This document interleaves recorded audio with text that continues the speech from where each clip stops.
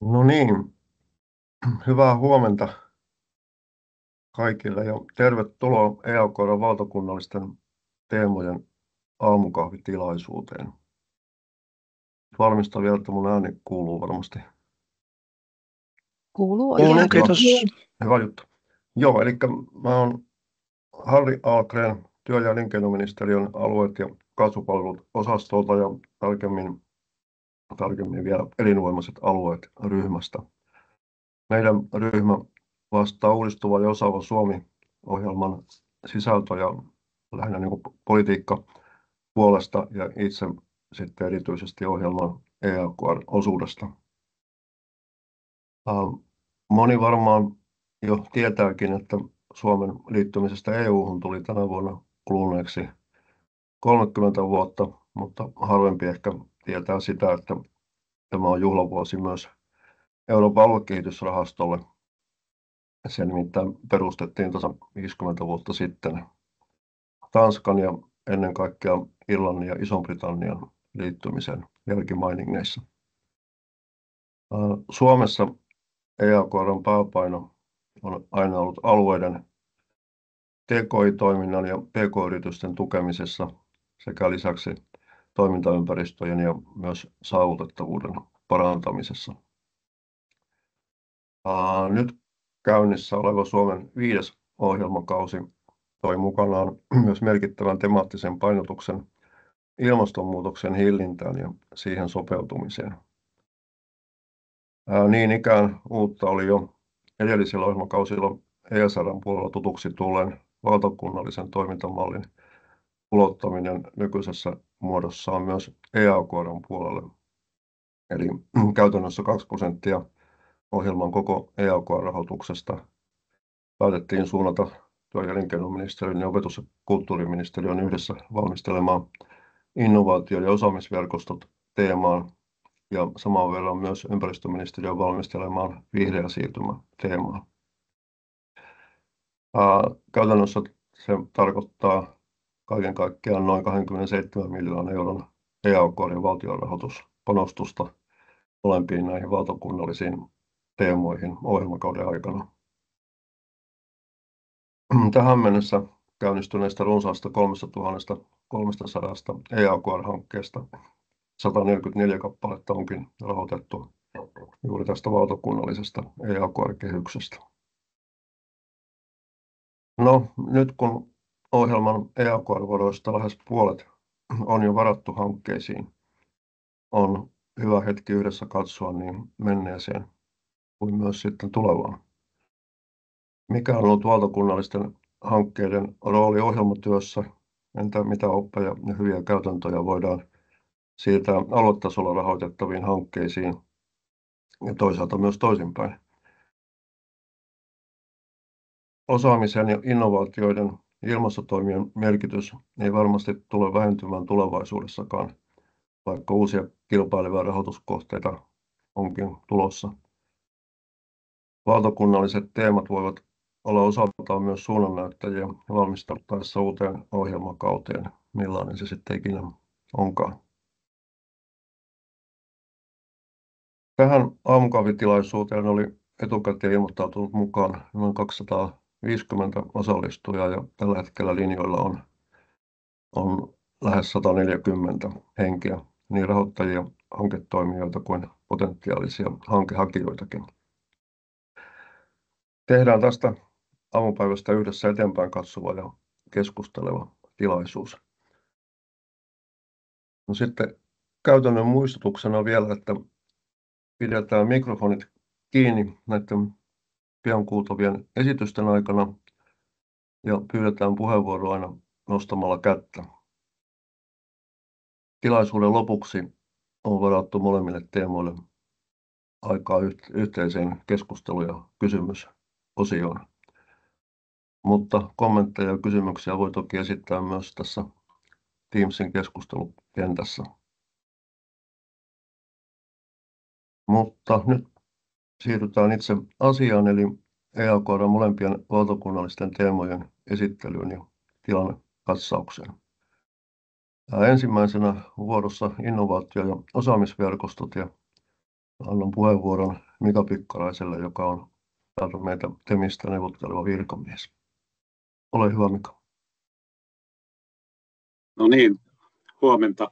Eli Mika Pikkarainen innovaatiot- ja yritysrahoitusosastolta ja työ- ja elinkeinoministeriöstä.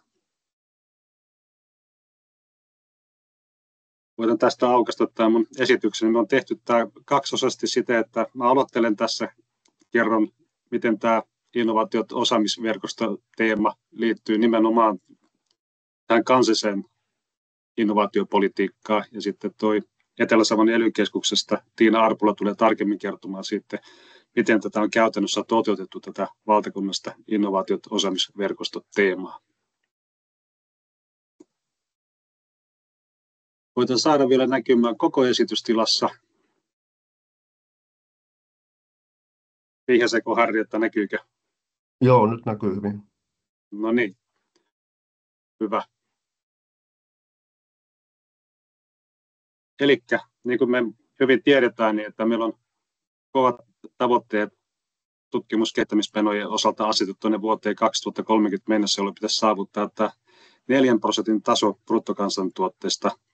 Ja tämähän on kirjattu myöskin tuonne T&K-rahoituksen käytön monivuotiseen suunnitelmaan, joka hyväksyttiin viime kesäkuussa. Käytännössähän tämä tarkoittaa sitä, että tästä noin nykytasosta reilusta 3% on aika paljon lisäystä saatavissa, ja se lisäys hyvin pitkälti pohjautuu myöskin siihen ja odotusarvoon, että nämä yritykset tulee meillä lisäämään näitä T&K-investointeja myöskin huomattavasti. Eli yritysteollisuus tästä olisi 2/3 peräti. Ja nythän valtio on satsaamassa tosi paljon, vuositasolla noin 280-290 miljoonaa euroa tuonne vuoteen 2030 mennessä, jolloin tuo julkinen TK-rahoitus tulee nousee lähes 2 miljardilla eurolla tuonne 4,3 miljardia euroa. No se olennainen pointti tässä on nimenomaan se, että miten me saadaan myöskin tämä yritystoiminta tiivisti tähän mukaan, eli miten me pystytään vivuttamaan varsinkin tämän pienempiä ja keskisuuria yrityksiä entistä enemmän tällä julkisella rahoituksella investoimaan tutkimus-, kehittämis- ja innovaatiotoimintaan, joka on sitten merkittävä tuottavuuden ja talouskasvun lähde. Tähän on nostettu nyt nimenomaisesti, kun me mietitään tätä valtakunnallista EAKR-teemaa, niin myöskin nämä muut päälinjaukset tuosta monivuotisesta suunnitelmasta. Eli se keskeinen kohta tuossa nimenomaan, että tämä yhteistyö on Suomen T&K-toiminnan vahvuus. Mitä se käytännössä tarkoittaa sitä? Se tarkoittaa viestinnän meille, että meidän pitäisi vahvistaa edellytyksiä tälle yhteistyölle ja kasvattaa ja tukea yritysten tutkimusyhteistyötä. Tämä on se yksi keskeinen tavoite. No, omalta osaltaan, mä palaan kohta myöhemmin, mutta tämä valtakunnallinen EAKR pyrkii nimenomaan nyt tähän tutkimusyhteistyöhön ja PK-yrityskentän aktivointiin niin omilla resursseilla, mitä tähän nyt on varattu. No sitten tämä yritysten kunnianhimoinen T&K-toiminta lisää ja vauhdittaa talouskasvua. Käytännössä se viesti meidän suuntaan myöskin TKI-toimilla ja alueellisille TKI-toimilla on se, että meidän tulisi edistää korkean arvonlisän ratkaisuja ja skaalaamista, tuoda uusia yrityksiä tämä TKI-vetoisen uudistumisen piiriin. Ja kolmas kohta, lisääntyvä T&K-osaaminen ja TK-osaajien määrän kasvu tukee tuottavuuskasvua. Meidän tulee varmistaa monialaisten huippuosaajien tämä alati kasvava saatavuus ja pitää huolta osaajien veto- ja pitovoimasta. Sitähän se käytännössä on. Korkeatasoiset tutkimus- ja teknologiainfrastruktuurit lisää Suomen houkuttelevuutta. No, mitä se viesti meidän suuntaan, TKI-toimijoiden suuntaan voisi olla? Se on varmastikin, että meidän tulisi hyödyntää ja kehittää infrastruktuuria ja madaltaa niiden käytön aloittamisen kynnystä. No, meillä on esimerkiksi tämä valtakunnallisen EAKR liittyen tällä hetkelläkin tässä koordinaatiohankkeessa, joka tukee tämän toteutusta, niin selvitetty näiden tutkimus- ja teknologiainfrastruktuurien käyttöasteen madaltavuutta suhteessa PK-yrityksille, eli miten me saataisiin PK-yrityksistä entistä enemmän hyödyntämään. Eli se kynnys olisi alaisempi, sen kynnys hyödyntämiseen olisi PK-kentän osalta alaisempi kuin mitä se nykyään on. Niin näitä keinoja on pyritty myöskin tässä valtakunnallisessa EAKR:ssä nyt yhdessä erillisessä osiossa miettimään. Tuo lisääntyvä kansainvälinen yhteistyö vahvistaa tutkimuksen laatua ja yritysten kilpailukykyä. Ja käytännössä se viesti on, että meidän tulisi altistaa uusia yrityksiä EUn ja muuhun tähän kansainväliseen yhteistyöhön ja madaltaa ylipäätään EU-rahoituksen hakemisen kynnystä. Tuo viimeinen kohta tästä suunnitelman päälinjauksesta, että TKI-toiminnan strategiset valinnat rakentaa Suomen tulevaisuuden menestystä, niin toki tällä hetkellä tutkimus- ja innovaationeuvosto on kansallisesti linjaamassa noita strategisia painopistealueita ja aluepuolella maakuntaohjelmissa myöskin mietitään tämän vuoden kuluessa sitä, miten esimerkiksi aluetasolla maakunnissa näitä älykkään erikoistumisen strategioita tulee muodostaa ja miten maakunnissa tutkimus-, kehittämis-, innovaatiotoiminnan painopistealueita pyritään valikoimaan sen tyyppistä tätä uudistumista ja talouskasvua saataisiin aikaiseksi. Mutta tutkimus- ja innovaationeuvosto paraikaa kansallisella tasolla on linjaamassa ja lähiaikoina noita kansallisia painopistevalintoja ja ne varmastikin myöskin toimivat ohrin nuorana myöskin sitten aluetason toimijoille ja muille toimijoille. Eli tämä on hyvä pistää merkille näistä kansallisista linjauksista ja palautan mieliin nyt sitten tämän Euroopan aluekehitysrahaston roolin tutkimus- ja kehittämis-innovaatiotoiminnassa. Ja tässä näkyy kyllä myöskin tuossa vasemmalla tämän resurssoinnin kohdistuminen myöskin tähän toiseen tämänpäiväisen tämän aamuisen teemaan, eli tuonne hiilineutraali Suomeen noihin vihreän siirtymän toimenpiteisiin. Tämän innovatiivisen Suomen osalta noin panostukset on tässä EAKR-puolella merkittäviä ja niistä suurin osa kohdistuu PK-yrityskenttään ja myöskin tähän tutkimus-, kehittämis- ja innovaatiotoimintaan sekä digitalisaatioon. Tuosta näkyy noin summat erikseen tuosta kuviosta. Mutta on huomattava, että tutkimus-, kehittämistoiminta puhtaasti on tuossa valtion T&K-rahoituksen suunnitelman ytimessä ja se on se, mitä tässä pyritään myös lisäämään, niin tuossa alussa kerroin. Tässä on rakennerahastojen puolelta merkittävä rooli myös innovaatiotoiminnan kehittämisessä. Ja rakennerahastot ja ylipäätään EAKR varsinkin on toiminut tässä suhteessa niin kuin edellytyksenä sitten myöskin tämän tutkimus-, kehittämis- ja innovaatiotoiminnan vahvistamisessa alueella. Tähän on koottu myöskin tämän EAKR lisäksi JTF-rahoituksesta vuodenvaihteen tilanne. Niin tuosta käy hyvin ilmi se, että miten tähän tutkimus- ja kehittämiseen ja erikseen tuohon innovaatiotoimintaan, mitkä osuudet käytännössä eri alueilla maakunnissa tuohon kohdistuu tuohon toimintaan. Kannattaa ehkä katsoa tuo kaikkein oikeammalla puolella oleva palkki, jossa on kuvattu sitä, että miten ylipäätään koko EAKR-JTF-rahastosta koko maan tasolla suuntautuu, niin tähän T&K-toimintaan suuntautuu tuo 42%, eli se on käytännössä tästä kokonaisuudesta noin 430 miljoonaa euroa. Ja sitten jos otetaan vielä tuo innovaatiotoiminta mukaan, niin suunnilleen saman suuruuden määrä, eli kaiken kaikkiaan lähes 900 miljoonaa euroa tuon TKI-toimintaan. No nyt kun miettii sitä EAKR:n tämän JTF:nkin osalta, niin suurin osa noista maakunnittaisista kehityksistä ja toimenpiteistä ja hankkeista, joita alueella toteutetaan, ne suuntautuu näihin alueellisiin hankkeisiin.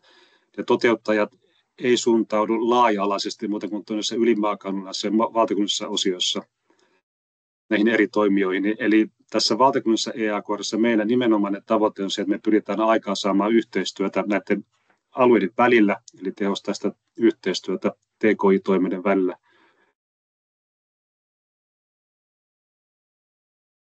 Ja jos katsotaan vielä PK-yrityskentän mukaan näitä uudistumiseen tähtääviä toimia, miksi on myöskin relevantteja, niin tässä on kuvattu sitä, että miten nämä T&K-toimintaa tekevät yritykset ylipäätään, niin miten ne tekee myös paljon muita sitä liiketoimintaa ja uudistamista kehittäviä toimia useammin kuin muut yritykset.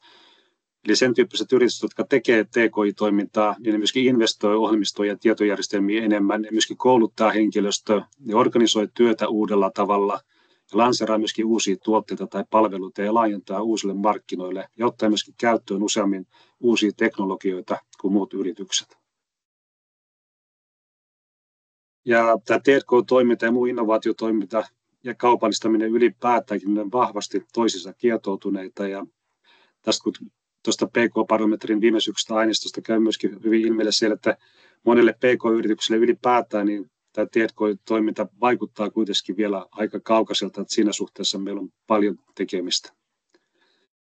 Ja se, mikä tässä keskustelussa, miksi mä haluaisin nostaa noita rahoitusmääriä myöskin tämän EAKR:n ja JTF:n osalta, niin tässä on nyt tietysti se huolenaihe noussut esille, eli tämä innovaatiotoiminta tuntuu pikkasen nyt jäävän taka-alalle tai jalkoihin tämän T&K-rahoituksen suhteen, eli nyt tämä innovaatiotoiminnan rahoitukseen pitäisi pystyä myöskin sitten panostamaan, ja hyvä, että tässä rakennerahastopuolella nyt näin on tehty, koska tämä tarvitsee myöskin näitä innovaatiotoiminnan toimenpiteitä, jotta tämä T&K-toiminta saadaan paremmin myöskin hyödynnettyä.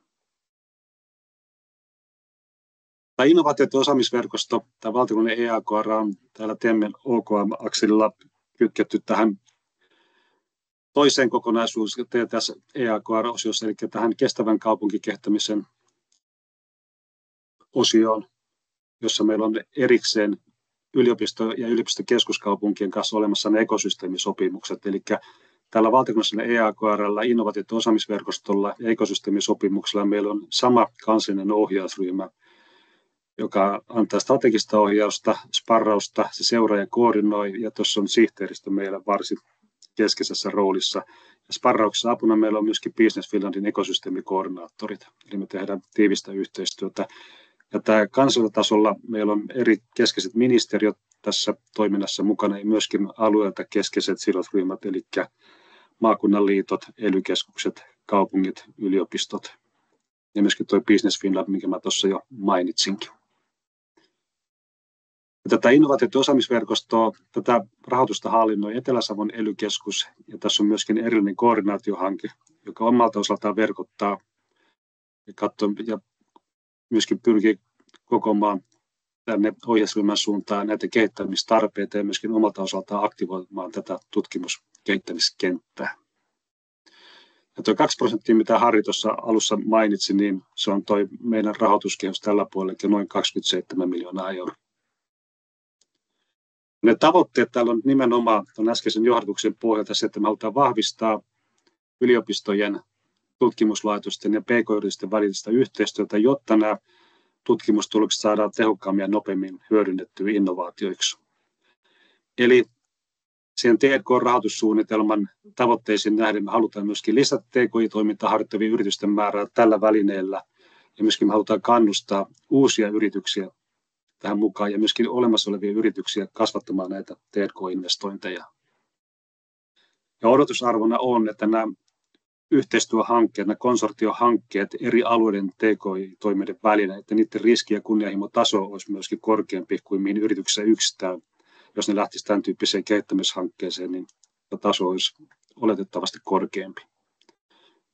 Tämä toimintamalli tukee omalta osaltaan näiden alueiden älykkään erikoistumisen TKI-strategioita, ja se tarjoaa myöskin mahdollisuuden hyödyntää tätä kautta muiden alueiden osaamista, muiden korkeakoulujen ja tutkimuslaitosten osaamista, ja myöskin kytkee muiden alueen PK-yrityksiä tähän kenttään. Eli aikaisemmissa näissä rakennerahastotoiminnan arvioinnissa on nostettu esille se, että esimerkiksi ammattikorkeakoulujen osalta nämä toiminnot kohdistuu liian rajavasti nyt siihen oman alueen kehittämiseen, joka toisaalta tulee niin lainsäädännöstä ja niiden omista tehtävistään käsin ymmärrettäväksi. Mutta me pyritään tässä kohtaa laajentaa sitä vaikuttamispiiriä ja sitä vaikuttavuutta myöskin eri alueiden välillä.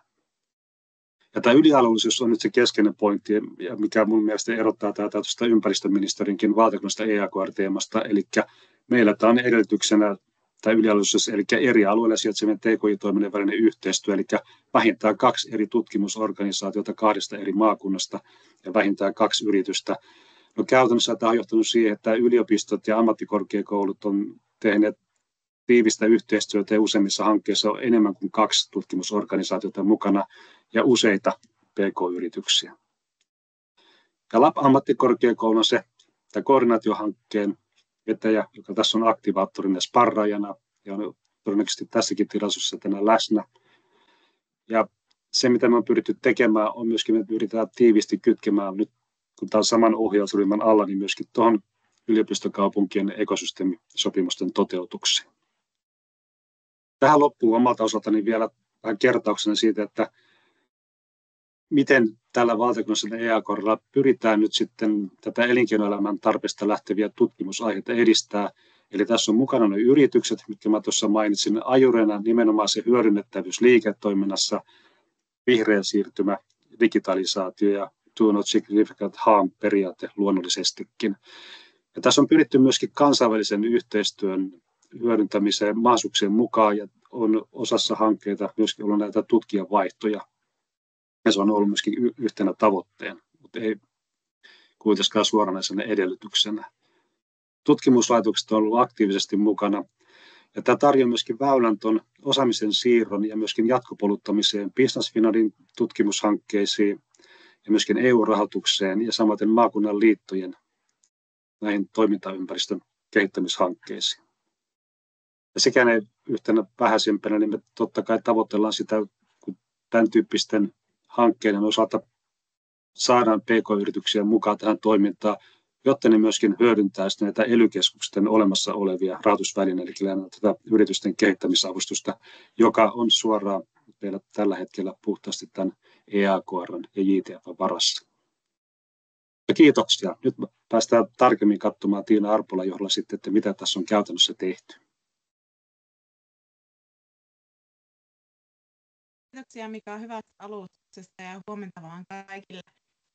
Tosiaan, kuten Mikan hyvästä alustuksesta tulikin esille, niin koetaan, että tätä kautta me saadaan sitä yhteistyötä rakennettua valtakunnallisesti eri organisaatioiden ja yritysten välillä vahvasti ja sitä kautta jaettua sitä osaamista, mitä eri alueilla on laajemmalti yritysten käytössä. Yliopistoilla ja tutkimuslaitoksilla tämä tuo mahdollisuutta siihen, että ne pääsee paremmin ehkä sinne yritysmaailman haasteisiin ja ongelmiin. Ja Tiina, anteeksi Tiina, sun ääni vähän pätkii sen. Joskus on kokeilla. Oletko siis ottaisi tuon kameran pois päältä jossain? Kokeilla. Kuuluuko miten nyt? Mun mielestä kuuluu paremmin. Kuuluu paremmin. No, kyllä se vähän taitaa pätkiä edelleenkin, mutta pystyykö siihen nyt vaikuttaa? Minä kokeilen vielä yhden varmuuden vuoksi. Ja sitten tuun tosi lähelle ja kokeillaan sitä kautta. Joo. Tosiaan niin, tätä kautta niin kuin mahdollistetaan sitä, että tutkijoilla on mahdollisuus testata sitä, mitä he ovat kehittäneet siellä omassa toiminnassaan siellä käytännön yritysmaailmassa ja tuomaan sitä näkökulmaa sinne yrityksille, että mihin suuntaan esimerkiksi yritykset sitten voivat sitä omaa kehittämistoimintaansa viedä. Eli sitä kautta saadaan se kilpailukyvyn uudelleen lähtökäyntiin ja yritykset ehkä kehittämään sitten omia tuotteita ja palveluita sen osaamisen varaan, mitä sieltä tutkimuslaitoksista saadaan. Ja yleisesti yhteiskunta hyötyy niistä innovaatioista. Puheenvuorosta ei saa paljon mitään selvää, että saisiko tuo mikki jotenkin nyt vähän säädelty? Tai olisiko siinä... Minä kokeilen, että minä käyn kokonaan poissa. Joo, kokeilepa niin. Se voi auttaa.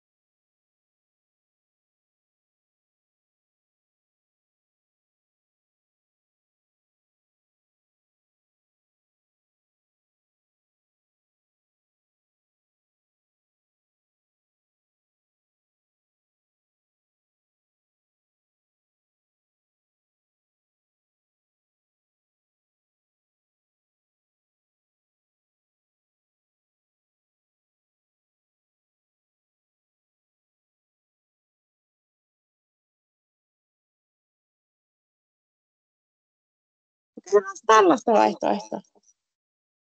Ottakaa pieni hetki. No niin, miten nyt kuuluu? Nyt kuuluu mun mielestä hyvin kyllä. No niin, mä tein tämmöisen vähän epämääräisen ratkaisun.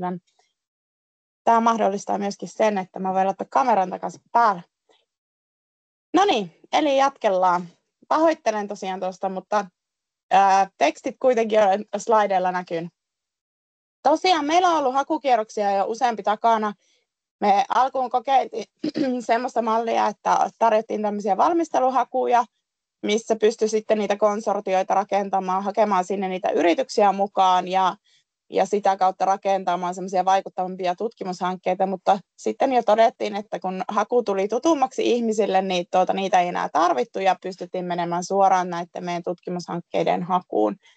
Meillä on vielä tulossa ainakin 1, mahdollisesti 2 hakua, ja toinen avautuu, tai se ensimmäinen seuraava avautuu tuossa syyskuussa ja on marraskuun loppuun asti avoinna, eli kannattaa olla korvat höröillä ja seurata meidän viestintää. Mitä yleisesti noista hausta nyt meille ollaan saatu? Päätöksiähän me ollaan tehty jo 11 miljoonaa edestä. Nytten sitten mitä kevään aikana tehdään päätöksiä tuosta edellisen haun tuloksista, niin tuo nousee sitten jo sinne 17 miljoonaan. Ja tosiaan meillä on ollut siellä se 5% yritysrahoitusosuus, eli se kertoo myös siitä, että aika paljon sitä yksityistä rahoitusosuutta on siellä mukana. Hankekoot meillä vaihtelee tosi paljon. Meillä hankkeet on pituudeltaan sanotaan semmoisia 2-3 vuoden hankkeita, ja kuten Mika sanoi, niin siellä on hyvin vaihtelevasti myöskin sitä, että kuinka moni niitä on toteuttamassa, joten se vaikuttaa tuohon kokoon, että mennään lähemmäksi 3 miljoonaa tosiaan isommissa. Yrityksiä ollaan saatu tosi hyvin sinne taustalle mukaan. 165 yritystä arviolta noin on siellä, laskeskelin. Ja hakemuksia ollaan saatu siis todella paljon jokaiseen hakuun, ja se kertoo myöskin siitä, että tälle valtakunnalliselle yhteistyölle ja sitä kautta tämän innovaatiotoiminnan kehittämiselle, niin sille kyllä löytyy sitä tarvetta. Hakijoissa meillä tietysti, kun me korostetaan sitä tutkimusorganisaatioiden näkökulmaa, niin siellä painottuu ammattikorkeakoulut ja yliopistot, mutta siellä on myös sitten muitakin hakijoita ollut joukossa, eli erilaisia säätiöitä tai yhdistyksiä löytyy myös taustalta, mutta myös ammattioppilaitoksia. Sanoinkin tuossa siitä, että meillä niin hakemuksia tulee aika paljon sisälle. Että tässä on sitä dataa, että kuinka paljon me ollaan hyväksytty ja hylätty niistä meidän hakemuksista. Ja se on aika lähelle siinä 50% luokkaa tällä hetkellä, että missä mennään. Eli puolet hyväksytään kaikista meille saapuneista hankkeista. Tässä Mikankin puheenvuorossa kuului se, että tällä teemalla pyritään siihen PK-yritysten kilpailukyvyn edistämiseen. Ja koitin tähän koostaa myöskin sitä näkökulmaa, että minkälaisissa teemoissa me siellä liikutaan niissä käynnistyneissä hankkeissa. Eli meiltä löytyy oikeastaan 5 eri teemaa sieltä käynnistyneistä, ja tuohon on sitten myöskin tuonut esille siihen rinnalle niitä, että mitä hankkeita meillä sitten siinä teemassa on. Eli sieltä löytyy tekoäly ja digitalisaation, mitä kautta siis parannetaan yritysten tehokkuutta, tuottavuutta ja päätöksentekoa, ja saadaan sitten kilpailukyvylle niitä uusia mahdollisuuksia. Sitten siellä on kiertotaloutta ja ympäristöä, minkä kautta vähennetään sitä ympäristökuormitusta, mutta siellä rinnalla todellakin on sitten se, että miten sitä kautta saadaan niitä uusia liiketoimintamahdollisuuksia. Vähän vähemmän meillä on ollut tuonne hyvinvointiin ja terveyteen, mutta onneksi myöskin sinne, ja siellä on sitten erilaisia tämmöisiä teknologisia ratkaisuja siihen, että mitenkä terveydenhuollossa siinä ennaltaehkäisevän puoleen päästään, tai sitten siellä on myöskin sitä, että saadaan muuten sitten sitä kehitettyä sitä siihen liittyvää teknologiaa. Sitten siellä on teollisuutta ja valmistusta, mitä kautta sitten saadaan nyt tuotantoprosesseja ja tuottavuutta parannettua. Ja rakentamisen puolella meillä on siellä puurakentamiseen, mutta sitten on myös tämmöisiin materiaaliteknologioihin, ja mikä kautta saadaan sitten uudenlaisia ominaisuuksia tuotteille materiaalien kautta. kaikkiahan tavallaan tekemisiä pitää jollakin tavalla mitata. Ja siellä Inno-kaupunkien puolella on tehty tavallaan semmoisia vaikuttavuuden mittareita, mihinkä minä olen koittanut kytkeä sitten näitä meidän tekemisiä ja meidän hankkeiden näkökulmia. Ja siellä on semmoiset 3 teemaa, on kasvun edellytykset, vaikutus innovaatiokyvykkyyksiin ja vaikutus kestävän yhteiskuntaan. Ja siellä alla on sitten ohjelmasta tuttuja indikaattoreita. Ja kuten näkyy, niin jos katsotaan sitä, että mitä meiltä oletetaan siinä vaiheessa, kun ohjelmakausi päättyy, eli mitä tuolla oranssilla näkyy noissa pylväissä, että niihin pitäisi meidän päästä, niin hankkeissa, mitkä meillä on käynnissä, niin tavoitteina on jo aika hyvin katettu sitä, mitä sieltä oletetaan. Ja se, mitä seurantaraporttien pohjalta nyt voi sanoa, niin ne on myöskin lähtenyt hyvin toteutumaan, mutta lopputuloshan selviää sitten siellä ohjelmakauden loppupuolella. Eli mitä tämän teeman suhteen voisi niin kuin näkymistä sanoa, mihinkä ollaan menossa ja mihinkä ollaan ehkä pystytty vaikuttamaankin, niin kyllä me pystytty tällä teemalla siihen kilpailukykyyn ja kestävän kehitykseen ja sen edistämiseen vaikuttamaan. Ollaan saatu tosiaan hyvin mukaan valtakunnallisesti yliopistoja, tutkimuslaitoksia ja tosiaankin niitä yrityksiä. Ja se heidän keskeinen yhteistyöhän on tosi tärkeää siinä, että saadaan hyödynnettyä se paras osaaminen siellä parhaassa paikassa. Eli yrityksetkin saa sitten vähän eri alueilta tutustuttua eri tutkimuslaitosten osaamiseen ja tietoa siitä, miten jatkossa niitä voi hyödyntää. Eli se paras osaaminen, paras asiantuntemus eri alueilta ollaan saatu nivottua yhteen. Ja hienoa tosiaan ollut nähdä, miten hyvin yritykset lähtee näihin hankkeisiin mukaan ja tuntuvat olevan ohjausryhmienkin perusteella niin todella tyytyväisiä siihen, mitä hankkeessa on saatu aikaiseksi. Ja sitä kautta toivottavasti saadaan sitten Suomen asemaa parannettua siellä globaalina kilpailijana. Sellaiset on meidän ja terveys tällä hetkellä ja kannattaa tosiaan seurata meidän viestintää. Meillä on uusi haku aukeamassa. Tuo meidän koordinaatiohanke tekee rinnalla erinomaisia tapahtumia, joihin kannattaa osallistua ja niistä viestitään tuolla LinkedInin puolella. Sieltä löytyy Innoverkostot ja heillä on myöskin erinomaiset nettisivut, mistä näistä löytyy lisää tietoa, niin ottakaahan seurantaa. Kiitoksia.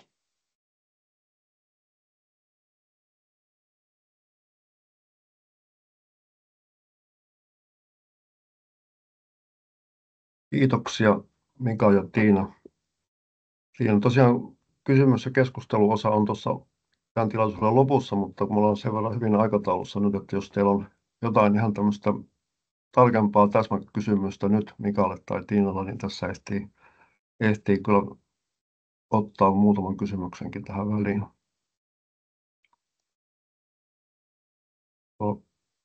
Keskustelukentässä kysytään, että milloin tämä haku on aukeamassa.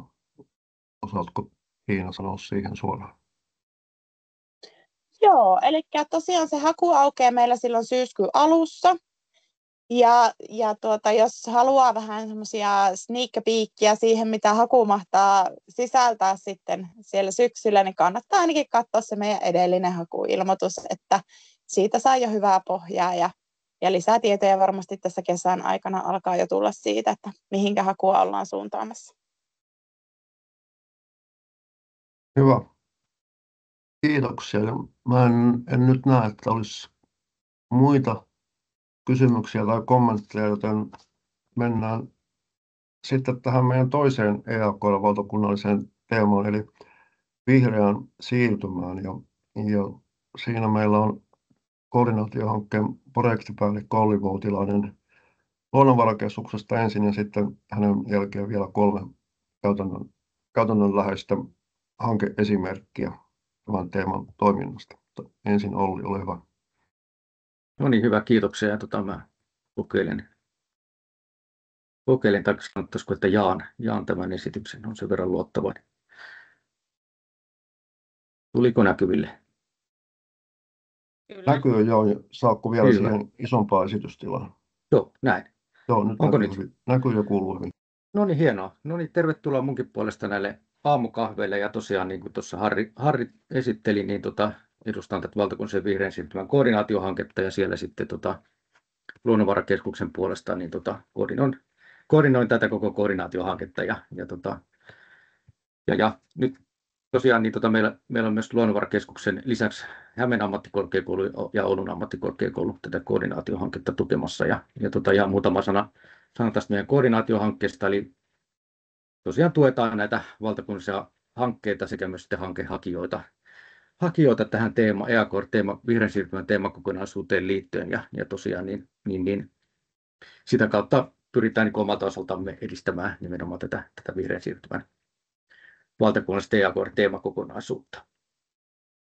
Ja tosiaan niin jaan tämän esityksen, jaetaan tämä vihreän siirtymän teemakokonaisuuden esitys siten, että mä ensin kerron yleisesti tästä teemakokonaisuudesta, mutta sitten meillä pääpaino tulee olemaan noissa konkreettisissa hankeesittelyissä, jotka toivottavasti sitten havainnollistaa näiden valtakunnallisten hankkeiden ominaispiirteitä. Ihan lähtökohdaksi tällainen kaaviokuva, eli tosiaan niin tämän vihreän siirtymän teemakokonaisuuden taustalla on tietysti nämä ilmastotavoitteet, ja siellä on sitten sekä EU-tason että kansallisen tason tavoitteita, eli on Suomen hiilineutraalisuutta, EUn kasvihuonekaasupäästöjen vähentämistä ja sitten tosiaan sekä Suomen että EUn siis EU-tason ja kansallisen tason tavoitteet, siellä on myös EUn ilmastoneutraaliustavoite taustalla. Ja tosiaan niin näihin liittyy tietysti erilaisia tavoitteita, kokonaisuus on hyvinkin laaja. Ja tosiaan niin nämä vihreän siirtymän valtakunnalliset teemat itsessään, niin nämä on sitten jaettu 3 teemaan, eli siellä on ensimmäisenä energiatehokkuus ja kasvihuonekaasupäästöjen vähentäminen, sitten on toisena ilmastonmuutoksen sopeutuminen ja hillintätoimet ja hiilineutraali kiertotalousyhteiskunta. Eli nämä tulee näistä erityistavoitteista, EAKR-erityistavoitteista 2.1-2.3. Ja tosiaan teemojen taustalla on vielä toki tämä rakennerahasto-ohjelma, mutta siellä on myös sitten nämä ympäristöministeriön teemakuvaukset näihin kuhunkin teemaan liittyen. Ja tosiaan näiden teemanalaisten hankkeiden tuleekin toteuttaa sitten sitä teemakuvausta sekä sitten tällaisia myös tällaisia keskeisiä ohjelmia ja strategioita siellä taustalla, kuten tämä pitkän aikavälin korjausrakentamisstrategia, kansallisen ilmastonmuutoksen sopeutumissuunnitelma ja niin edelleen. Myös kiertotalouden osalta on kiertotalouden strateginen edistämisohjelma taustalla.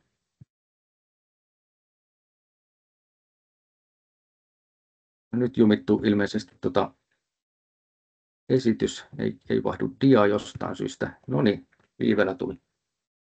Eli tosiaan, niin kuin mä tuossa totesin, niin tämä teemakokonaisuus on jaettu näihin 3 teemaan, ja tuossa on nyt sitten vielä kuvattu sitä, että mitkä ne määrärahat on tuossa kussakin teemassa, ja tuossa Harrin puheenvuorossa taisi tulla jo esille, että se on tosiaan puhuttiin näistä kokonaissummista, eli tässä tähän teemakokonaisuuteen kaikkinensa on varattu se 27 miljoonaa euroa rahoitusta, ja tosiaan niin tässä on tosiaan välittävinä toimieliminä, eli rahoittajaviranomaisina, josta se rahoitus sitten käytännössä myönnetään, niin on 2 ELY-keskusta, eli tässä energiatehokkuuden ja ilmastonmuutoksen teemoissa niin Pohjois-Pohjanmaan ELY-keskus ja sitten tosiaan hiilineutraali kiertotalousyhteiskuntateemassa niin Hämeen ELY-keskus. Ja palaan noihin valtakunnallisen hankkeiden ominaispiirteisiin vielä tarkemmin, mutta tosiaan tavoitteena on yhteensovittaa valtakunnallinen ja alueen toiminta kokonaisuudeksi ja tuottaa sitten näitä tällaisia laajasti hyödynnettäviä skaalautuvia ratkaisuja, tällaisia demonstraatiotyyppisiä kokeiluhankkeita. Ja keskeisiä kohderyhmiä ja hakijoita tässä on esim. Tutkimustahot, kunnat ja kolmas sektori. Ja kuitenkin pitää huomioida, että nimenomaan tässä valtakunnallisessa vihreän siirtymän EAKR-teemakokonaisuudessa niin tukea ei myönnetä yksittäisen yrityksen kehittämiseen eikä investointeihin. Ja no mitä tämä hankkeiden valtakunnallisuus sitten käytännössä tässä vihreän siirtymän teemakokonaisuudessa tarkoittaa? Eli tällä valtakunnallisella toiminnalla tosiaan niin sillä haetaan tällaisia kehittämispilotteja ja demonstraatiohankkeita, joissa tunnistetaan kokeilukulttuuri ja uusien toimintamallien esiin tuominen. Ja tosiaan niin kuin alueulottuvuudeltaan tämä tarkoittaa sitä, että nämä valtakunnalliset hankkeet vastaa useamman suuralueen, eli Etelä-Suomi, Länsi-Suomi, Itä-Suomi, Pohjois-Suomi, useamman suuralueen tarpeisiin ja laimmillaan tähtääkin sitten ihan valtakunnalliseen hyödynnettävyyteen. Ja tuloksena tulisi syntyä niin kuin laajasti joko suoraan hyödynnettäviä ja tai tällaisia sovellettavia ja skaalautuvia vihreän siirtymän ratkaisuja. Ja tosiaan niin kuin tuossa todettiin, niin näitä toimenpiteitä toteutetaan useamman suuralueen ja maakunnan alueella. Ja sitten jos niin kuin hankkeen näkökulmasta katsoo asiaa, niin tyypillisesti nämä on tällaisia niin kuin useampien toimijoiden eli puhutaan yhteishankkeita, eli puhutaan ryhmähankkeesta. Ja tosiaan siinä hanketoiminnassa niin sitä kautta niin vahvistetaan yhteistyötä ja tästä niin kuin osaamisen hyödyntämistä eri sektoreiden välillä. Toteuttaa erilaisia, niin kuin, siis ryhmähankkeessakin voi olla tyypillisesti niin kuin, ikään kuin toteuttajatahoja eri sektoreilta, esimerkiksi tutkimustahot, kunnat, kolmas sektori. Ja tosiaan kannustetaankin tällaiseen yhteiskehittämiseen. Ja tosiaan jo se hankkeen suunnitteluvaiheessa niin tulisi huomioida tämä yhteiskehittäminen sekä sitten luonnollisesti siihen hankkeeseen liittyvät kohderyhmät. Ja näitä hakijoita kannustetaan tosiaan, hankehakijoita kannustetaan tuottamaan tästä laajaa lisäarvoa. Sekä sitten, jos myös puhutaan tästä niin kuin ikään kuin hankenäkökulmasta, niin myös jatkohankkeita, joita sitten ikään kuin näiden valtakunnallisten hankkeiden tuloksia ja tekemisiä niin voidaan sitten viedä eteenpäin alueellisella rahoituksella, taikka sitten muiden kansallisten tai myös kansainvälisten rahoitusväylien kautta. Ja minkälaisia niin kuin odotettuja pysyvämpiä tuloksia ja vaikutuksia tästä vihreän siirtymän valtakunnallisesta toiminnasta niin odotetaan? No ensinnäkin se, että nämä vihreän siirtymän ja sen osa-alueiden tunnettuus ja ymmärrys, niin näistä niin ne olisi vahvistuneet alueella, mutta myös valtakunnallisesti tietysti ja sitten erilaisten toimijoiden parissa. Ja oltaisiin sitten saatu käyttöön tällaisia niin kuin näitä vihreän siirtymän tavoitteita edistäviä ja nimenomaan niin kuin edelleen siirrettäviä, monistettavia, skaalautuvia, innovatiivisia ratkaisuja ja toimintamalleja, yhteistyöverkostoja ja niin edelleen, jotka sitten niin kuin vakiintuu siihen käyttöön, eli eivät lopu sitten näiden hankkeiden sitten päättyessä. Ja tosiaan se, että uusia toimijoita, tavoitteena myös toki se, että uusia toimijoita on saatu mukaan edistämään tämä vihreän siirtymän tavoitteet laajasti. On tapahtunut myös ajattelutapojen muutosta ja myös vihreän siirtymän tavoitteiden kytkentä päätöksentekoon on vahvistunut. Ja ehkä tästä toimeenpanosta sen verran voin sanoa tästä valtakunnallisen vihreän siirtymän EAKR-teemakokonaisuuden toimeenpanosta, niin hyvin tämä on sillä tavalla lähtenyt käyntiin ja voidaan todeta, että ollaan saatu aktivoitua toimijoita, on saatu mukaan uusia toimijoita ja on saatu myös hyviä laadukkaita hankehakemuksia. Ja tosiaan niin nyt tässä teemakokonaisuudessa on se tilanne, että täällä on nyt ollut 2 hakukierrosta tähän mennessä on ollut auki ja tosiaan kolmas hakukierros sitten avautuu vielä tämän vuoden puolella. Ja tässä nyt on ihan sitten otsikkotasolla, hankenimitasolla sitten kuvattu näitä hankkeita, eli minkä tyyppisiä hankkeita on tähän mennessä rahoitettu. Eli ensimmäisen hakukierrokseen liittyen niin rahoitettiin käytännössä 11 valtakunnallista hankekokonaisuutta ja tosiaan tosiaan tyypillisesti yhdessä hankkeessa on sitten useampi toimija, mutta tässä on nimenomaan niin kuin ne hankekokonaisuudet on lueteltu. Ja ensimmäisellä hakukierroksella oli auki nämä kaikki teemat, eli oli se energiatehokkuuden teema, ilmastonmuutoksen teema ja kiertotalouden teema. Eli kuten tästä kuviosta voi nähdä, niin aika monipuolisesti niin kuin erityyppisiä hankkeita sitten sieltä rahoitettiin. Kaikkinensa 11 kappaletta. Ja tosiaan niin nämä toisen hakukierroksen hankkeet on nyt sitten käynnistymässä ja tällä hetkellä tämän päivän tilanne näyttää tältä, eli myönteisen rahoituspäätöksen saaneita hankkeita tai hankekokonaisuuksia niin on 11 kappaletta. Ja tosiaan niin nyt tässä toisella hakukierroksella auki olivat tämä energiatehokkuuden teema ja sitten tämä kiertotalouden teema, eli ilmastonmuutoksen teema ei ollut tässä auki tällä kierroksella.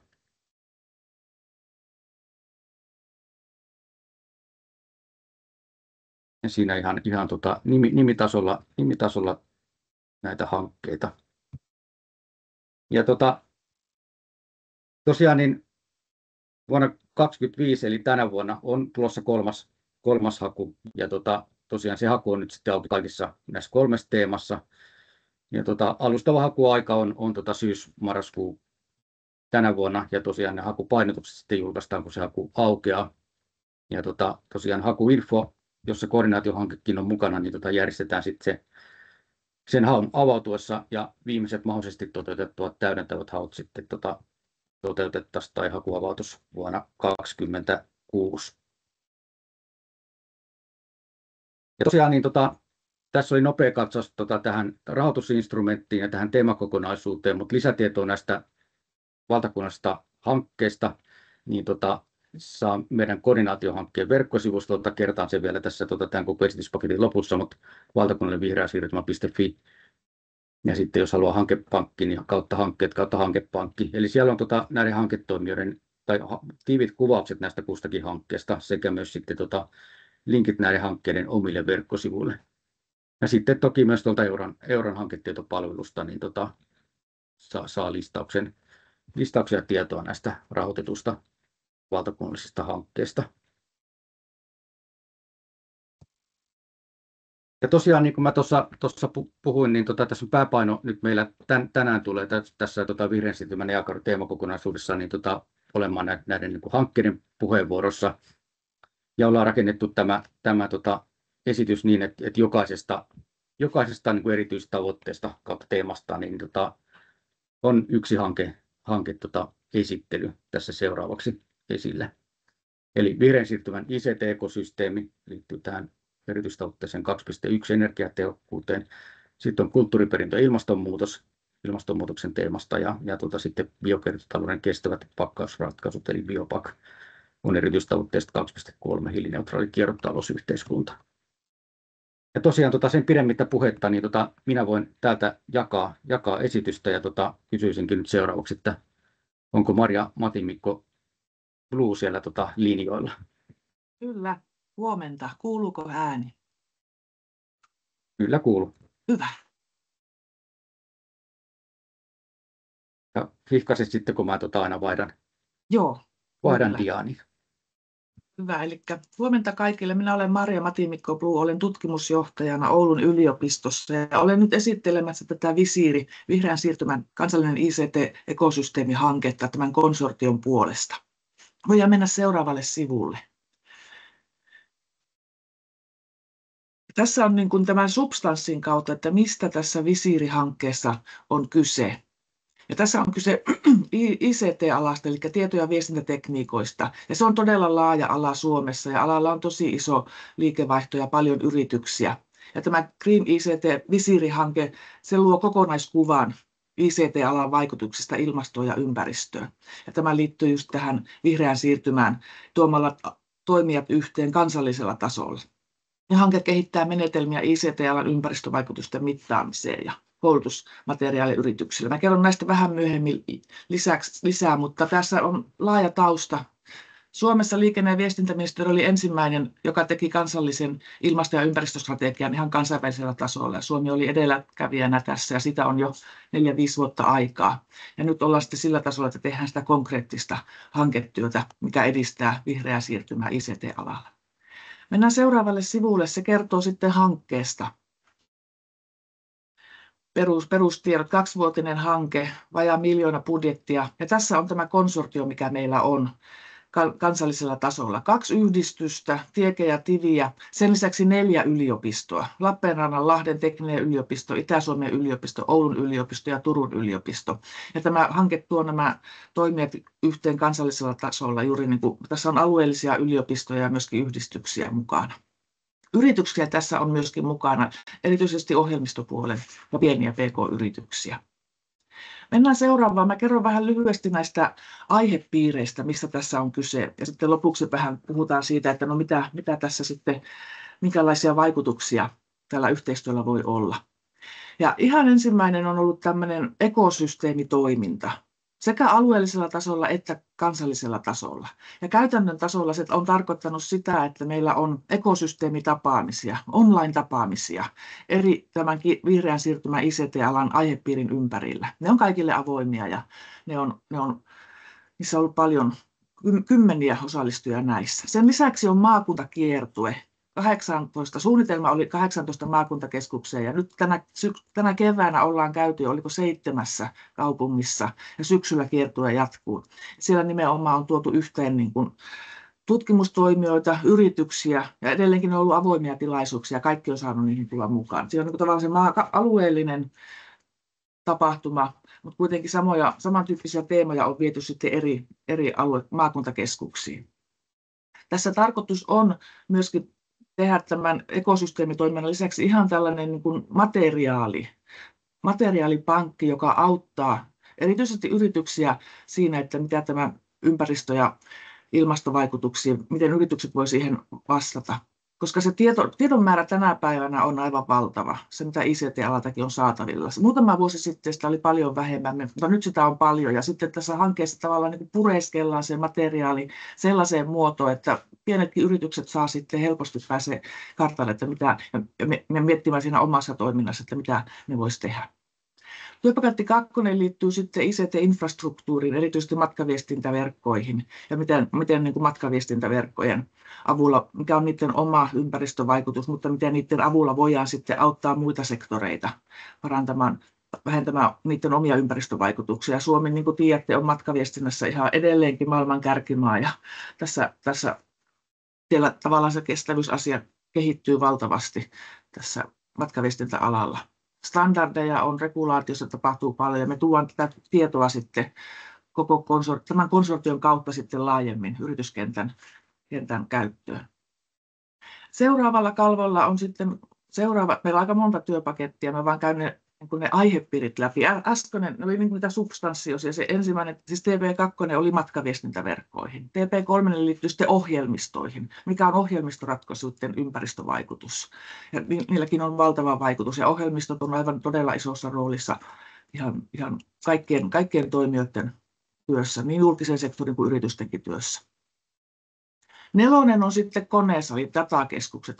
Saatte lukea uutisista, että niitä tulee Suomeenkin yhä kiihtyvällä tahdilla, niin tässä työpaketti 4 tutkitaan sitten datakeskusten, konesalien ja palveluiden ympäristövaikutuksia. Ja myöskin tässä tehdään sitä opasta, että miten rakennetaan vihreitä konesaleja. Eli siinä oli matkaviestintä, ohjelmistot, konesalit. Sitten seuraavalla sivulla näkyy vielä pari muuta kohtaa. Ja ne liittyy erityisesti siihen mittaamiseen. Mikä on ICT-alan ilmasto- ja ympäristövaikutusten mittaus ja miten sitä voidaan mitata. Erityisesti energiankulutus on se yksi tärkeimmistä indikaattoreista ympäristövaikutuksille. Mutta sekin, että miten niitä mitataan ja miten voidaan vertailla erilaisia ratkaisuja, niin siihen täytyy olla standardoidut menetelmät. Sitten kaiken tämän tiedon levittäminen ja kerääminen, miten sitä saadaan vietyä tietoa yrityksille, niin siihen kehitetään tällaista itseopiskelumateriaalia ICT-alan toimijoille. Ja se on tarkoitus tehdä sillä tasolla, että se ei ole niin kuin yhdelle yritykselle, että tee näin, vaan laajemmin, että yritykset voi sitten ottaa siitä opiksi, mitä voi tehdä. Jo alan käsitteistö on kaikilla niin kuin oma käsitys, että joka toimii ohjelmistopuolella näkee ohjelmistojen näkökulmasta, joka on päätelaitepuolella näkee sen niiden näkökulmasta. Sitten me tuodaan niin kuin yhteen se osaaminen tämän konsortion kautta ja luodaan sellaista yhteistä näkemystä siitä ICT-alan ympäristökestävyydestä. Voidaan mennä seuraavalle kalvolle vielä. Tiedotus ja hallinto, uutiskirjeitä, jos ette ole vielä liittynyt, niin tulkaa mukaan. Blogikirjoituksia on myöskin tulossa, niitä on jo tehty paljon. Ja yhteistiedot löytyy. Tieke on meidän koordinaattori. Antti Sipilä on koordinaattori ja minä olen hänen puolestaan nyt pitämässä tätä esitystä, mutta häneen voitte ottaa yhteyttä. Ja mennään vielä seuraavalle sivulle. Mitä tähän mennessä on tehty? Meillä on ollut muistaakseni 5 ekosysteemitapaamista ja maakuntakiertueessa on ollut 7 tapaamista. Ja tämä on ollut se toimintamalli sitten, missä ollaan tuotu toimijat yhteen ja yritykset myöskin on osallistunut niihin. Ja sieltä on saatu niin kuin palautetta just kentältä, että mitkä on niitä ajankohtaisia teemoja, mitkä on niitä haasteita, mitä yrityksillä on.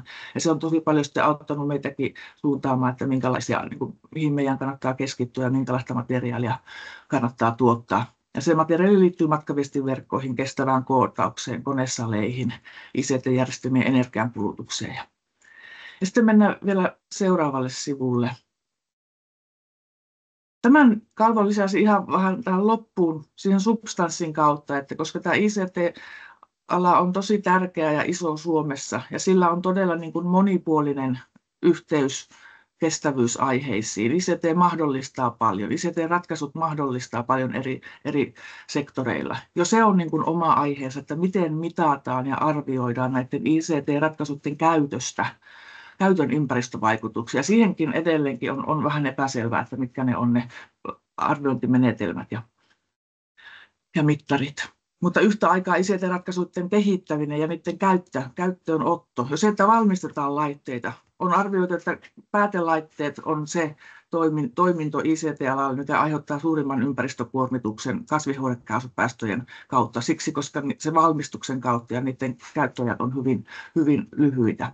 Niin koko alan tavoite on yhtä aikaa minimoida nämä ICT-ratkaisujen kehittämisen ja käytön negatiiviset vaikutukset ja maksimoida positiiviset vaikutukset. Tämä ei ole ihan yksinkertainen optimointiongelma.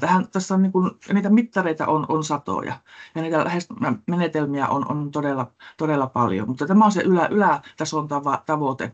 Ja kuitenkin ympäristökestävyys liittyy hyvin paljon sosiaaliseen ja taloudelliseen kestävyyteen, koska alan täytyy pysyä kilpailukykyisenä. Suomalaisten yritysten täytyy edelleenkin tuottaa voittoa, niin se taloudellinen kestävyys on siinä todella tärkeä. Sitten tässä mennään vielä viimeiselle sivulle, se esitys loppuu siihen, mutta voisin sitten lyhyesti vastata niihin aihepiiriin, että miten tässä hankkeessa edistetään vihreää siirtymää ja miten niin kuin valtakunnallinen ja alueellinen toiminta ja miten ne niin kuin täydentää toisia ja sitten miten hanke tavoittelee tuotosten skaaloista ja vaikuttavuutta. Niin erityisesti se, että tehdään se tietopaketti ICT:hen liittyvistä ympäristöasioista, termit, menetelmät, kehitetään niitä ja tuodaan se sellaisessa muodossa, että alan toimijat pystyvät niitä hyödyntämään. Ne, jotka kehittää ICT-ratkaisuja, mutta myöskin ne, jotka hyödyntää ICT-ratkaisuja. Esimerkiksi julkiset hankinnat on iso ICT-ratkaisuiden ostaja. Ja ostajalla taas on valtaa määritellä asioita siinä vaiheessa, niin voi tehdä myöskin vaatimuksia. Sitten tämä kansallinen ja alueellinen toiminta. Meillä on uutena toimintamallina on ollut tämä kiertue, maakuntakiertue. Sen lisäksi on nämä online valtakunnalliset ekosysteemitapaamiset. On niin kuin tavallaan fyysiset maakuntatapaamiset ja sitten on ollut valtakunnalliset online-tapaamiset. Ja niissä ollaan saatu sitten just niin kuin käyty niitä keskusteluja alan toimijoiden kanssa, mihin asioihin kannattaa kiinnittää huomiota.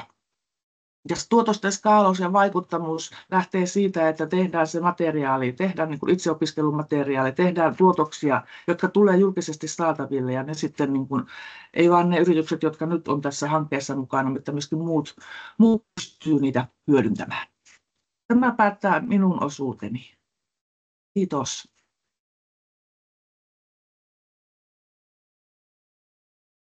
Joo, kiitos. Mä en tuossa nyt oikeastaan mä jaan näyttöä tuossa, mutta onko se, jos joku voisi sieltä hiihkahtaa, onko jotain kysymyksiä tullut vai siirrytäänkö seuraavaan? Yrityksiä.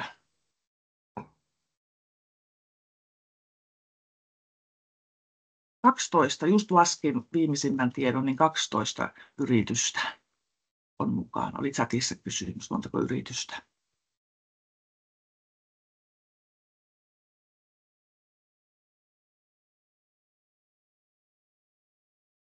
Siirryttäisikö seuraavaan? Meillä on sitä keskustelua aikaa sitten siinä lopussa, niin olisiko siellä seuraava hankeesittelijä? Joo. Kiitoksia. Toivottavasti ääni kuuluu hyvin. Ainakin tänne kuuluu. Hyvä. Mä oon Nousiaisen Reetta ja tuun museovirastosta ja tulin kertomaan tästä kulttuuriperintö- ja ilmastonmuutoshankkeesta, joka kestää tuonne kevääseen 2027 asti.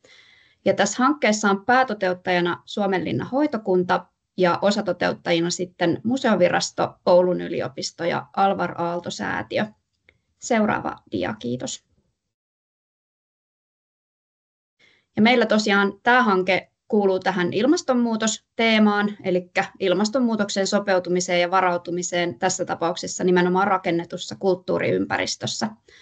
Ja tässä kansallisessa ilmastonmuutoksen sopeutumissuunnitelmassa on tunnistettu tämmöinen tavoite parantaa kulttuuriperinnön ja kulttuuriympäristön suojelua ilmastonmuutoksen vaikutuksilta.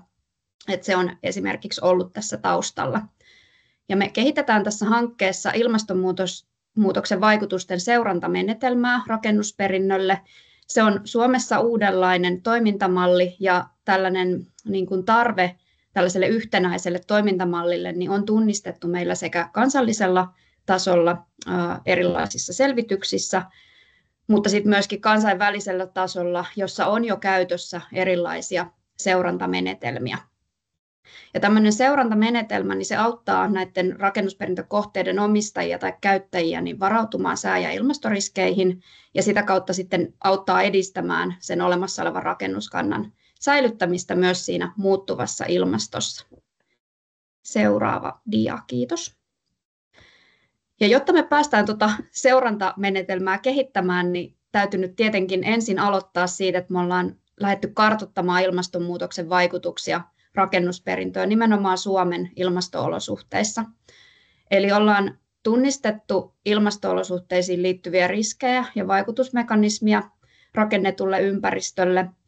Ja sitten tähän liittyy totta kai tämän hankkeen asiayhteydessä niin myös näiden rakennusperintökohteiden ominaispiirteiden huomioon ottaminen. Eli miten voidaan turvata nimenomaan niitä suojeltaviksi ja säilytettäviksi tarkoitettuja arvoja myös tässä muuttuvassa ilmastossa.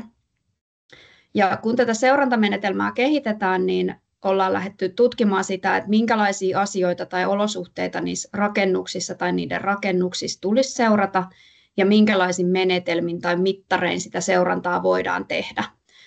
Ja sitten tässä rinnalla kulkee myös tähän hankkeen aikana niin pysyvän asiantuntijaverkoston luominen, koska se seurantamenetelmä, kun saadaan kehitettyä, niin tämä hankehan ei kovin pitkään sitten enää jatku, että seurantaa tulisi kuitenkin tehdä vuosikymmeniä eteenpäin. Seuraava dia, kiitos. Ja tämä sidosryhmäyhteistyö on siitäkin syystä tämän asiantuntijaverkoston luomisen kannalta niin merkittävässä roolissa meillä, mutta muutenkin tässä hankkeessa, joka on hyvin monialainen, vaatii monenlaista asiantuntijuutta ilmastonmuutoksesta, rakennusfysiikasta, kulttuuriperinnöstä ja ihan arjen kiinteistönpidosta.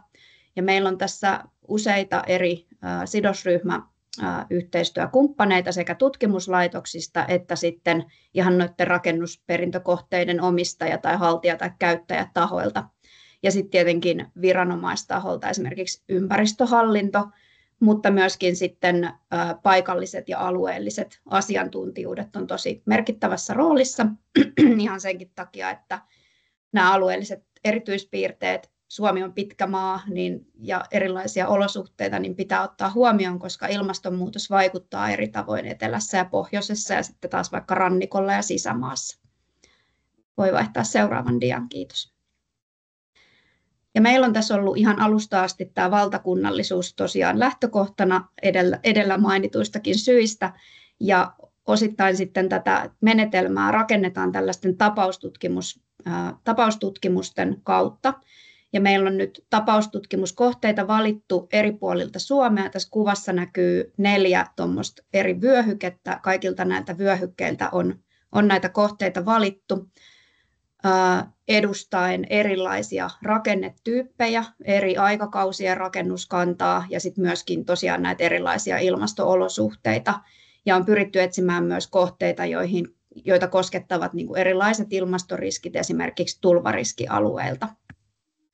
Ja toisena osiona sitten tähän liittyen niin ollaan teettämässä myös tällaisia uusia alueellisia havaintoja ilmastomalleja yhteistyössä Ilmatieteen laitoksen kanssa nimenomaan liittyen tähän vaikutuksiin rakennetulle ympäristölle. Ja siinä yhteydessä täytyy sitten näiden mallien ohessa ottaa huomioon myös aina sen paikallisen mikroilmaston vaikutus, eli siitä myös sitten ohjeistusta laaditaan. Seuraava dia, kiitos. Ja mihin nämä tulokset sitten tulee käyttöön, niin tämä seurantamenetelmä tullaan valmistuessaan liittämään Museoviraston jo olemassa olevalle korjaustaitosivustolle, joka on tämmöinen rakennusperinnön ja säilyttävän korjaamisen infosivusto. Ja se tulee sinne niin kuin kenen tahansa saataville. Ja meillä on tarkoitus menetelmästä rakentaa semmoinen mahdollisimman laajasti erilaisia tahoja palveleva. Eli otetaan huomioon se, että meillä on rakennusperintökohteita hyvin erilaisia, ylläpitäjätahojen resurssit vaihtelee todella paljon, niin on ehkä ajateltu, saattaa tulla vaikkapa sen tyyppinen malli, missä on jonkinlainen perusseuranta ja sitten niin kuin edistyneempi seuranta sellaisille, joilla on enemmän resursseja. Mutta se jää sitten lähempänä nähtäväksi, että minkälaiseen päädytään. No sitten näistä tuloksista tullaan toki, tai ylipäätään tästä tietoisuutta tästä aihepiiristä sekä tämän meneillään olevan hanketyön aikana lisäämään viestimällä, mutta sitten totta kai kun menetelmä valmistuu ja tulee saataville, niin entistä enemmän, niin varsinkin näille kohderyhmille, eli rakennusperintökohteiden omistajille ja haltijoille ja eri viranomaistahoille muun muassa sidosryhmille. Sitten seuraava dia, kiitos. Täältä nyt löytyy sitten nettisivulinkistä lisätietoa hankkeesta ja voi esimerkiksi tutustua tämmöiseen jo julkaistuun taustoitusraporttiin, jossa on tutkittu ilmastonmuutoksen vaikutusta nimenomaan näihin rakennusten vaurioitumismekanismeihin, niin se löytyy tuolta jo tutustuttavaksi. Ja tässä olikin minun esitykseni, että seuraavalla dialla taitaa lukea vain kiitos.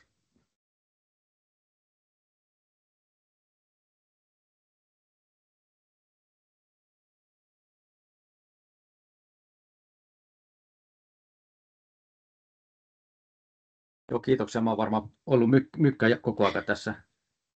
Nyt vasta sen tajusin, mutta tosiaan mä en näe täältä mitään kysymyksiä tai muuta, että jos teillä on jotakin, niin siellä näkyy, niin kertokaa minulle, muuten jatketaan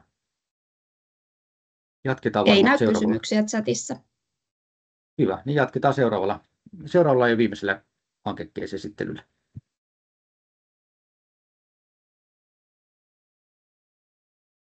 Joo, eli nyt tuossa biokiertotalouden kestävät pakkausratkaisut, eli Biopak, koska siellä esittelijä jo valmiina.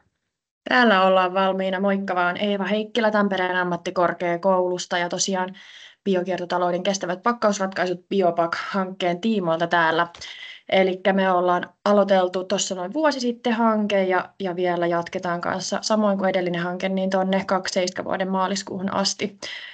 Tampereen ammattikorkeakoulu on tosiaan tässä ryhmähankkeessa päätoteuttajana ja sitten osatoteuttajana on Kaakkois-Suomen ammattikorkeakoulu eli XAMK ja Oulun yliopistosta sitten mittaustekniikan yksikkö myöskin. Ja sitten voidaan jatkaa.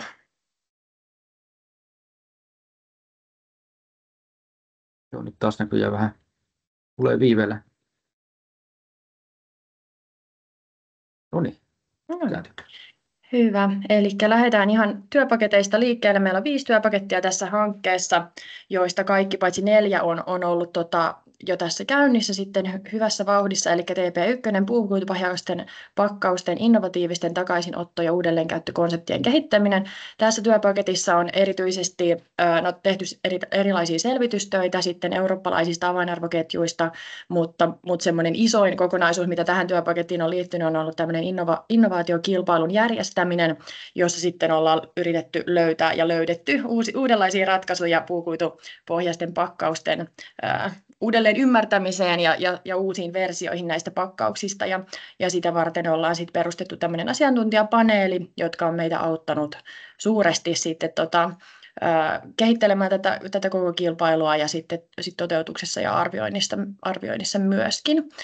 Sitten TP2, kierrätettävien puukuitupakkausten prosessien resurssitehokkuuden parantaminen.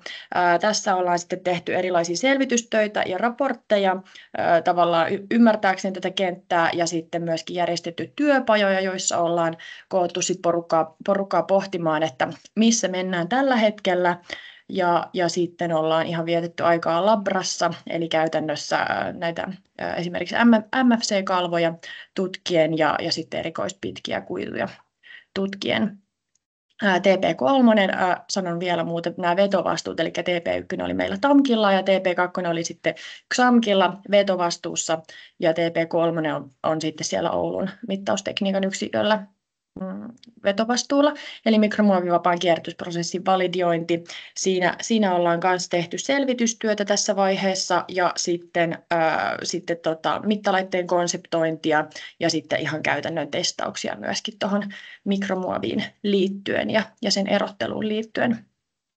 Ja sitten tämä TP4 liittyy hyvin kiinteästi tai on vähän niin kuin jatkoa tuonne ykköseen, eli kun ollaan saatu niitä uusia ratkaisuja puukuitupohjaisiin pakkauksiin, niin niitä lähdetään sitten ihan kuluttajalähtöisesti testailemaan ja pilotoimaan, että miten ne voisi sitten käytännössä toimia ja toimiiko. Ja sitten TP5 on tämmöinen yleinen viestintään ja koordinointiin liittyvä työpaketti, johon liittyy sitten kiinteästi kaikissa työpaketeissa tehtävä tietysti yhteistyö kentän kanssa ja sitä kautta tämä ekosysteemin rakentaminen ja kansainvälisyyden vahvistaminen.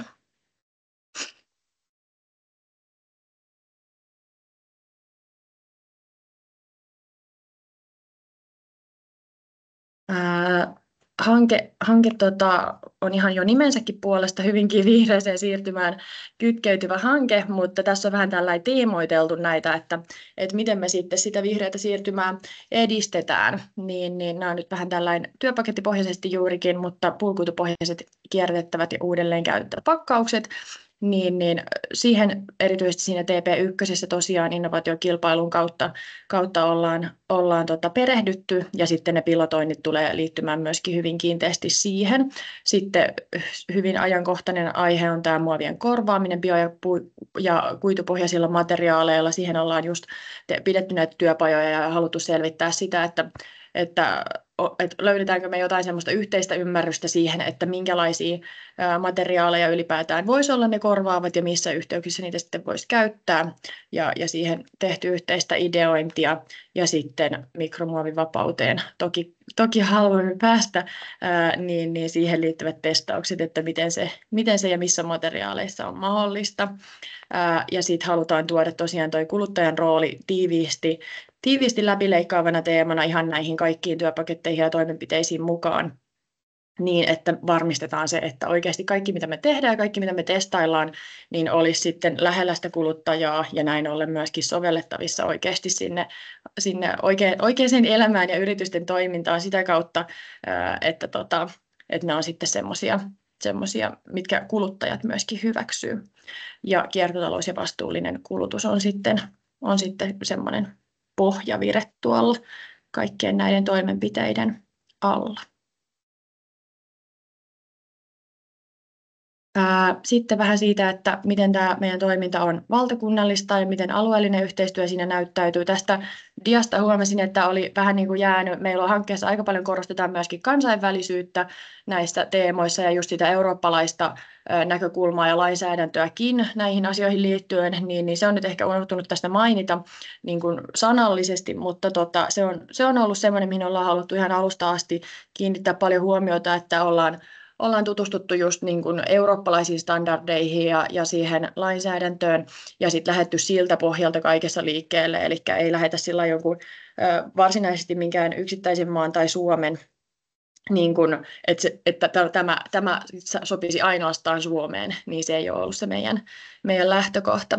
Mutta tosiaan tuossa nyt ensimmäisessä pallurassa tuossa vasemmalla ylhäällä niin on tosiaan nämä meidän partnerit, niin niiden kanssa tehdään toki tiivistä yhteistyötä ja sitten eri alueiden vahvuudet ollaan pyritty yhdistämään siihen yhteistyöhön, eli esimerkiksi ollaan toteutettu sitä niin, että kun ollaan pohdittu, että missä pidetään työpajoja tai mihin niin kuin mikäkin toimenpide sijoittuisi, niin ollaan pyritty katsomaan sitä sen mukaan, että pistetään se sinne, minne se niin kuin missä on niitä alan toimijoita, joita me halutaan saada yhteen. Eli ei yritetä saada väkisin johonkin, missä sitä toimintaa ei ole, niin runnottua vaan jotain työpajaa sinne, että nyt me kehitetään tätä täällä, vaan viedään se sinne, missä ne toimijat sitten on.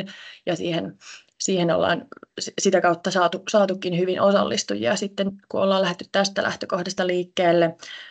Sitten meillä on ollut tiivistä yhteistyötä yritysten ja sidosryhmien kanssa alusta asti, että ollaan oikeastaan itsekin vähän yllätytty siitä, että miten hyvin yritykset on alusta asti sitoutuneet, että tähän en tiedä, onko meillä mitään taikavoimia ollut käytössä, mutta enemmänkin sitten ihan nämä meidän asiantuntijoiden valmiit verkostot, niin niitä ollaan niin kuin hyödynnetty ja toki pyritty saamaan hyvää näkyvyyttä sitten somessakin ja muuten esim. Blogikirjoitusten ja muiden avulla, mutta ehkä se on niin kuin semmoisen niin kuin pitkäjänteisemmän yhteistyön apua sitten ollut myöskin se, että ollaan saatu niin kuin heti sitä yhteistyötä tosi tiiviiksi yritysten ja muiden sidosryhmien kanssa, esimerkiksi tässä asiantuntijapaneelissa tai työpajoissa, tai tällä tavalla, että on huomannut, että ne jotka on siinä mukana, niin on aidosti sillä, että ne ei tule vain yhteen työpajaan, vaan sieltä tulee sitten hetken päästä jo kysymystä, että no niin, missä tässä mennään ja miten tästä jatketaan ja näin, niin se on ollut kyllä kiva huomata. Ja sitten tosiaan yhteiskehittäminen paikallisista lähtökohdista on ollut se meidän lähtökohta tässä ihan niin kuin meidän partnereiden kesken, mutta sitten muutenkin ja tosiaan silti ne kansainväliset ja erityisesti nyt eurooppalaiset lähtökohdat niin kuin raameinamme.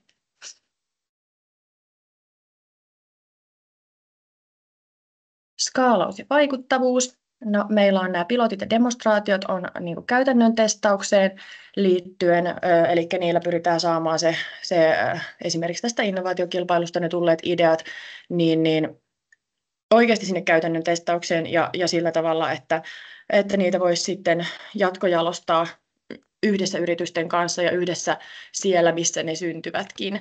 Ja sitten osaamis- ja innovaatioekosysteemin rakentaminen on tosiaan meillä semmoinen läpileikkaava teema näissä kaikissa meidän toimenpiteissä.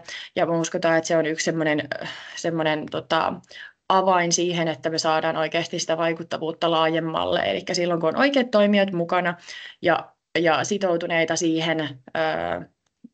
siihen tekemiseen ja siihen, mitä ollaan yhdessä löydetty, että kannattaisi tehdä, niin silloin se vaikuttavuus tavallaan syntyy enemmän itsestään, eikä sitä tarvitse niin varmistella, että onko se syntynyt tai jatkuuko se varmasti. Sitten ollaan haluttu tuoda tosiaan yritysten tuotekehitys tähän mukaan ja kansainvälisyyden tukeminen. Eli meillä esimerkiksi tämä innovaatiokilpailu oli hyvinkin kansainvälisesti toteutettu, että siinä on ollut asiantuntijoita kansainvälisistä ympyröistä mukana. Mä näytän, tai kohta näkyy dia, missä näkyy enemmän, että ketä meillä siinä oikein oli mukana, mutta ollaan haluttu varmistaa tosiaan, että niin kun siitä lähtien, kun meillä niitä ideoita lähtee syntymään, niin niillä on verkot sekä paikallisesti, mutta mahdollisuuksia myöskin kansainvälisesti ihan tuotekehitykseen asti. Ja sitten tosiaan selvitysten avulla ollaan varmistettu, että eurooppalaiset hyvät käytännöt tulee käyttöön meillä myös. Tässä on tosiaan meidän asiantuntijapaneelin kokoonpano. Ollaan hyvin iloisia, että ollaan saatu koko avainarvoketjun toimijat saman paneelin alle. Eli siellä on yrityksiä ja sitten on yliopistoa ja Yleä ja sitten järjestöjä mukana myöskin. Ja nämä on tosiaan ollut ihan oikeastaan hankkeen alusta asti mukana siinä kilpailun suunnittelussa, toteutuksessa, arvioinnissa ja tulee sitten tai auttavat meitä nyt jo siinä pilotoinnin suunnittelussa ja pilotoinneissa myöskin sitten. Ja sieltä on tullut hyvinkin semmoisia konkreettisia neuvoja esimerkiksi niin kuin sillä, että no, meidän yrityksessä tämä ei ainakaan olisi mahdollista, että me ei ainakaan lähdettäisi tämmöistä viemään eteenpäin. Niin silloin se on niin kuin silleen simppeli torppaus ja sitten sieltä voi tulla semmoisia, että tämä voisi jossain muualla toimia, mutta ei ehkä meillä ja näin. Niin siitä on kyllä saanut todella paljon apua suunnittelussa. Mennään vaan seuraavaan. Tässä on sitten meidän innovaatiokilpailun ideat, mitä meillä siellä syntyy kilpailun tuloksina. Mä en näitä tämän suuremmin esittele, kun oli vähän lyhyt aika tässä vaan, mutta näistä voi esimerkiksi meidän nettisivuilla, mä voin laittaa tuohon chattiin linkin, niin lukea pikkusen enemmän vielä kuvauksia, että minkälaisia ideoita sieltä on syntynyt. Ja siinä on tosiaan merkattuna, että toi Shelves Haven, eli tämmöiset uudelleen käytettävät kananmunapakkaussysteemit, niin voitti sen ensimmäisen sijan, ja sitten toi Rebox oli toinen, ja Repap Loop oli sitten kolmas, jotka asiantuntijapaneeli arvioi. Siinä oli erilaiset kriteeristöt, että minkä perusteella voittaja sitten valittiin. Niistäkin lukee enemmän siellä meidän kotisivuilla, mutta ne oli ihan mielenkiintoisia ja kiva nähdä sitten, että mikä lähtee oikeasti pilotointiin ja millä tavalla. Vai lähdetäänkö vielä keksimään jotain uusia ideoita, mutta tämä oli hieno kokemus, tämä kilpailu kaikin puolin ja mielenkiintoisia ideoita sieltä syntyi.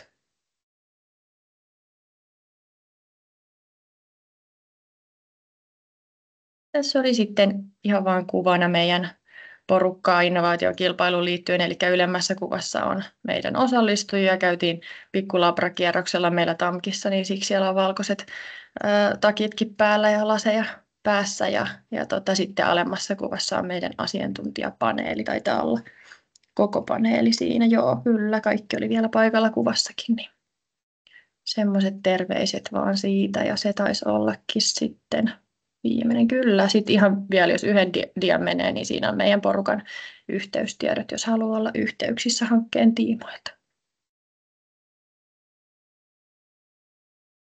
No niin, kiitos paljon. Ja tosiaan mä voisin oikeastaan päättää tämän meidän setin siihen, eli tuossa vielä koordinaatiohankkeen yhteystiedot, meidän projektipäälliköt sitten siitä kustakin organisaatiosta. Ja tuossa on tosiaan koordinaatiohankkeen verkkosivusto, jossa on myös tietoa tästä vihreän siirtymän EAKR-teemakokonaisuudesta. Sitten itse asiassa voisi vielä lisätä tuohon rakennerahastot-sivuston ja sen tiedon lähteen sieltä tähän teemakokonaisuuteen liittyen. Ja sitten meillä on myös tuo LinkedIn-sivu on nyt sitten vielä on myös käytettävissä viestintäkanavan. Näin.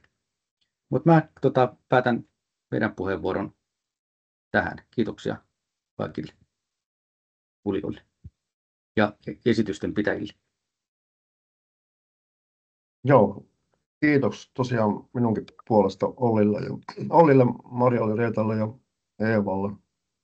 Nämä äskeiset hanke-esimerkit aika erittäinkin hyvin niin kuvasi sitä, että mistä valtakunnallisessa toiminnassa, mikä se idea perimmiltään on, että nämä kaikki esimerkit kuvaa sitä, että miten aluetason hankkeet voi hyötyä tästä työstä, mitä valtakunnallisella tasolla tehdään. Se nopeuttaa aluetason hankkeiden pääsyä niin kuin suoraan siihen konkreettiseen kehittämiseen, koska tämä selvitystyö on pystytty tekemään täällä valtakunnallisella puolella. Tosiaan tuossa tuli vielä esille toi, että nämä valtakunnalliset hankkeethan on monesti myös väylä kansainväliseen yhteistyöhön sitten, myös paikallisillekin hankkeille. Mutta meillä on tosiaan nyt tässä vielä hetken aikaa keskustelulle, eli avaan keskustelun mahdollisuuden. Nyt olkaa hyvä.